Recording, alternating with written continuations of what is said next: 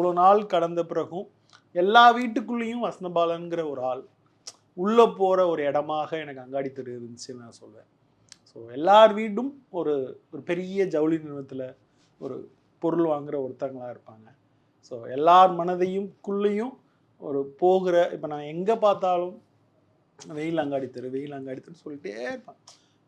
அங்காடி தெரு ரொம்ப பிடிக்கும் அப்படின்னு சொல்லுவாங்க. அப்புறம் ரங்கநாத் ஸ்ட்ரீட். இன்றைக்கி நீங்கள் ரங்கநாத் ஸ்ட்ரீட்டை அப்படி நின்று பார்க்க முடியாது. ஏன்னா ஒரு பிரிட்ஜ் வந்துருச்சு. இங்கே நின்று இப்படி பார்த்தீங்கன்னா ரங்கநாத் ஸ்ட்ரீட் கண்ணுக்கு முன்னாடி அப்படி தெரியாது. வேற ஒன்றா மாறிடுச்சு ஆக்சுவலாக. ஸோ இன்றைக்கி வந்து அந்த படத்தில் வந்து ஒரு பதிவாக ரங்கநாத் ஸ்ட்ரீட் இருக்குது.